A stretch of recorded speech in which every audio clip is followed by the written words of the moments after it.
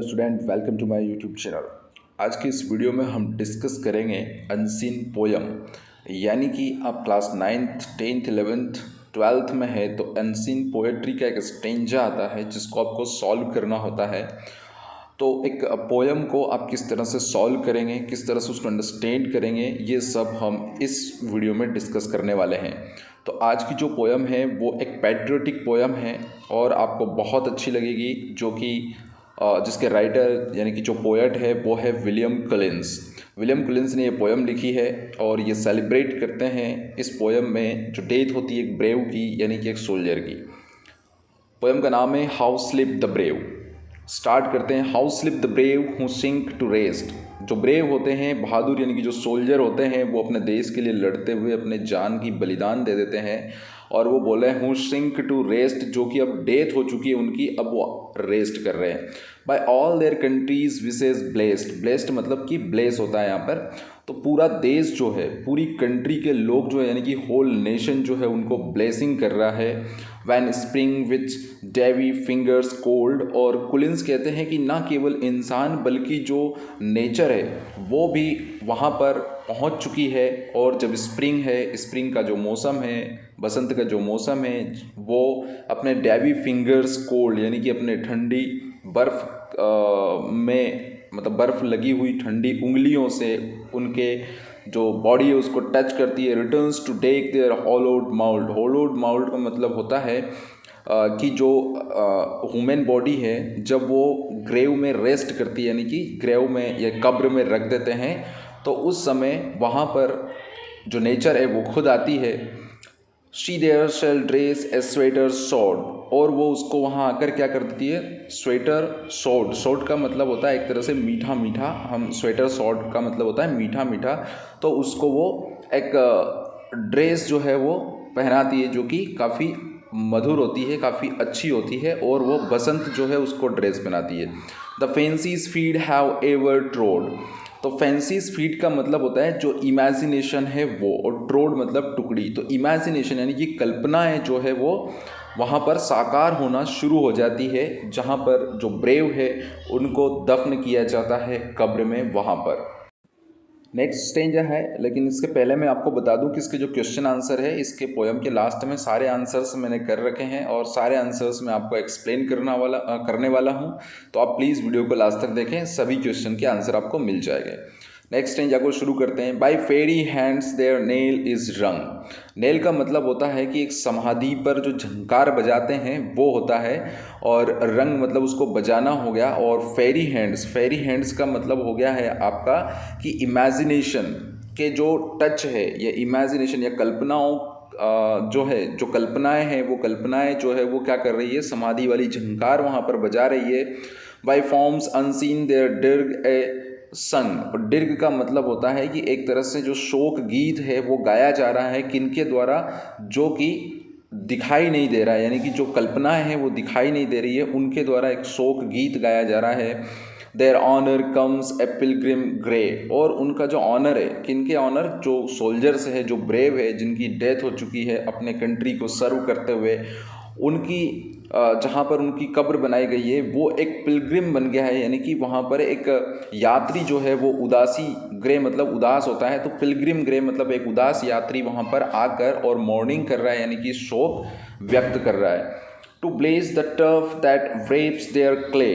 और उस टर्फ को यानी कि उस जगह को जहाँ पर, या उस मैदान को, टर्फ मतलब होता है एक तरह से मैदान, या वो जगह जहाँ पर उनको दफन किया गया है, उस मिट्टी में, जिस मिट्टी में रेप हुए हैं, यानी कि जिस मिट्टी में उनको लपेटा गया है, उस मिट्टी को आकर वो ब्लेस कर रहा है। And freedom shall avail repair. और वो ये कल्पना कर रहा है, ये वो सोच रहा है कि इन सोल्जर्स की वजह से हैं, या इन पैट्रियोटिक पर्सन जो कि बहादुर थे, जो अपनी जान पर खेल गए, उसकी वजह से हम कुछ और समय के लिए अपनी आज़ादी को बरकरार रख पाए। To dwell a weeping hermit there. और ड्वेल का मतलब होता है ध्यान केंद्रित करना या ध्यान लगाना। तो हर्मिट एक संत या हम बोल सकते हैं एक मोंक को बोलते हैं।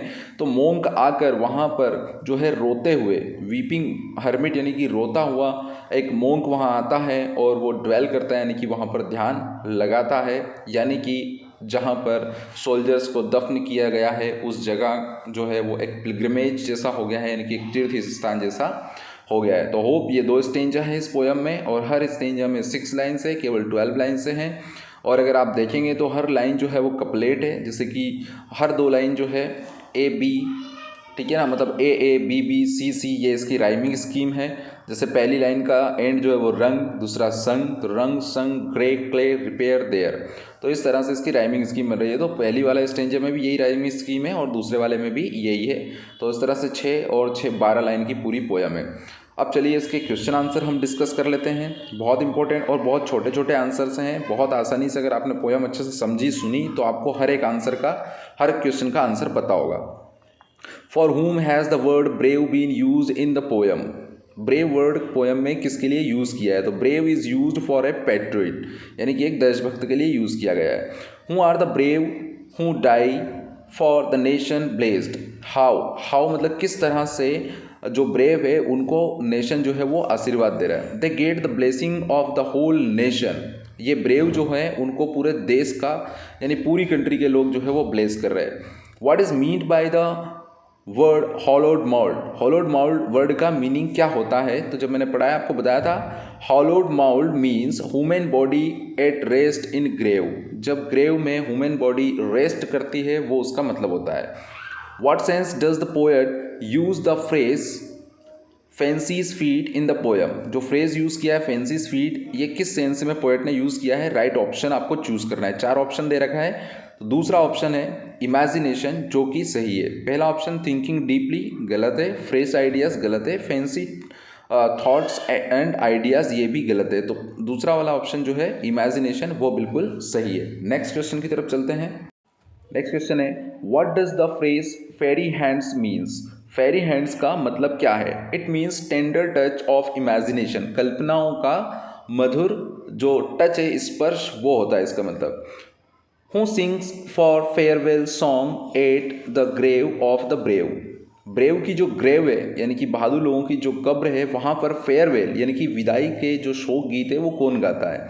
ए वीपिंग हर्मिट यानी कि एक रोता हुआ मॉन्क जो है वो sings a song at the grave of the brave. Next question है in what forms does honour come to the place where the brave are laid to rest, honour जो है सम्मान जो है वो किस रूप में उस जगह पर आता है जहाँ पर ब्रेव जो है वो रेस्ट कर रहे हैं या जहाँ पर उनको दफन किया गया है।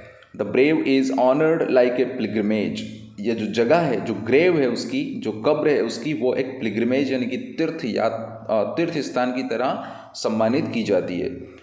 Who shall come to the grave as a mourning saint, mourning saint यानी कि शोक में डूबा हुआ संत कौन है जो वहाँ आता है? तो उसका आंसर है ए हर्मिट, एक monk. What type of poem is this, ये पोयम किस तरह की पोयम है? ऑप्शन है ए नेचर पोयम, ए रोमांटिक पोयम, ए पेट्रियोटिक पोयम, ए डिस्क्रिप्टिव पोयम। तो सीधी सी बात है, थर्ड वाला ऑप्शन सही है, a patriotic poem. Next question है find words of the following expressions from the text, कुछ एक्सप्रेशंस दे रखे हैं उनके वर्ड्स आपको ढूंढना है। A season of colours flowers and joy, एक ऐसा मौसम जहाँ पर कलर्स रंगों का मौसम हो, फूलों का मौसम हो, आनंद का मौसम हो, उसको हम स्प्रिंग कहते हैं। टू कम बैक मतलब वापस आना, रिटर्न। मेड पियोस और कंस्क्रेटेड इसका मतलब होता है ब्लेस, आशीर्वाद। नेक्स्ट जो फ्रेज है वो है अनसब्सटेंशियल हेवनली क्रिएचर, तो फेरी परी मतलब है ना, परियाँ। ए सॉन्ग ऑफ मॉर्निंग संग on the death of somebody, किसी की मौत पर गाया जाने वाला मॉर्निंग सॉन्ग, उसका आंसर है डिर्ग। अगर आप 12th स्पेशल इंग्लिश में अगर आप पढ़ते हो तो आपकी एक पोयम है अवर कैजुरिना ट्री, उसमें क्वेश्चन है what is the mean of dirge like murmur, ठीक है। तो ये डिर्ग वही है, ठीक है, जो शोक गीत का मतलब होता है। A man who does to visit the religious places, एक ऐसा व्यक्ति जो धार्मिक स्थानों पर जाता है, यात्राएं करता है, उसको क्या बोलते हैं? पिलग्रिम यानी कि तीर्थयात्री बोलते हैं। तो ये इसके सारे क्वेश्चंस हैं, उनके आंसर्स भी मैंने आपको बता दिए। होप आपको ये पोएम समझ में आई होगी, और अगर आपकी एग्ज़ाम में आती है तो आप बिल्कुल इसको कर पाएंगे सॉल्व आराम से। क्वेश्चंस आप कॉपी में लिख सकते हैं, स्क्रीनशॉट लेकर अपने मोबाइल में रख सकते हैं बात के रेफरेंस के लिए, या दोबारा वीडियो देख सकते हैं, कोई दिक्कत नहीं है। स्टूडेंट्स अच्छा लगा है तो प्लीज़ लाइक करिए, कमेंट करके बताइए, और आपकी प्रॉब्लम है वो कमेंट बॉक्स में कमेंट करिए। आपको किस चीज़ पर वीडियो चाहिए मैं उसको बना दूंगा, आप उसमें कमेंट करके बता सकते हैं। दूसरा, लाइक करिए, शेयर करिए, सब्सक्राइब नहीं किया है तो प्लीज़ सब्सक्राइब भी कर लीजिए, ताकि आगे भी आपका इसमें बेनिफिट हो सकता है। अगर आपको लगता है कोई फ़ायदा नहीं है तो सब्सक्राइब करने की ज़रूरत ही नहीं है। ठीक है, तो आज के इस वीडियो में इतना ही students. Best of luck, thank you very much.